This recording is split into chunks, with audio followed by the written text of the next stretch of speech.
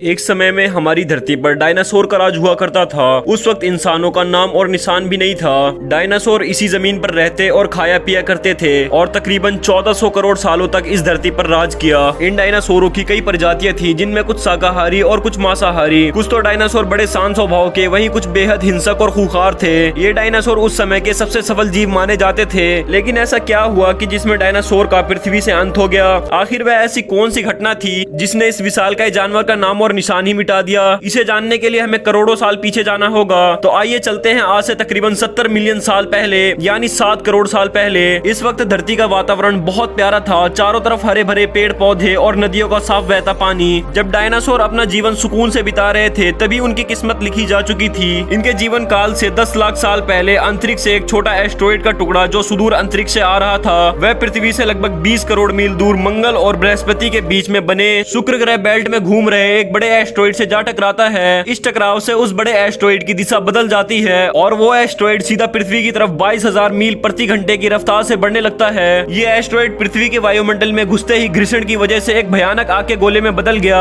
इस एस्टेरॉयड के गोले की चमक इतनी अधिक थी कि धरती पर टकराने से पहले ही हजारों जानवर इसे देख अंधे हो गए थे। और कुछ ही समय के बाद ये एस्टेरॉयड मैक्सिको के खाड़ी के पास जमीन पर टकराता है और लगभग 35,000 डिग्री सेल्सियस की ऊर्जा वाला एक भयंकर विस्फोट होता है। ये विस्फोट इतना शक्तिशाली था कि इसके टकराते ही धरती की लाखों टन धातु अंतरिक्ष में चली गई और टकराव वाली जगह पर 180 किलोमीटर चौड़ा और 20 किलोमीटर तक गहरा गड्ढा हो गया था। विस्फोट के कारण इस गड्ढे का सारा मेटल और पत्थर आसमान में धूल के बड़े बादल में बदल गए। तकरीबन 16 मिनट 40 सेकंड के बाद जमीनी टकराव की वजह से एक बहुत बड़ा भूकंप आया और भूकंप की वजह से समुद्र में विशालकाय लहरों का निर्माण हुआ और चारों तरफ एक के बाद एक सुनामी की लहरें बढ़ने लगी। भूकंप की तरंगों ने सभी ज्वालामुखी को दहका दिया, जिसके कारण जगह जगह डायनासोर का विनाश होने लगा। इस महाविनाश की प्रक्रिया शुरू हो चुकी थी। विस्फोट के कारण 800 किलोमीटर के दायरे में सभी जीव जंतु उसी वक्त मारे गए। इसी दौरान भयंकर तूफान जो कई किलोमीटर मोटी थी और तूफान की वजह से सूरज का पृथ्वी पर पहुंचना बहुत मुश्किल हो गया था। तूफानी गर्म हवाओं का तापमान लगभग 100 डिग्री सेल्सियस तक पहुंच गया,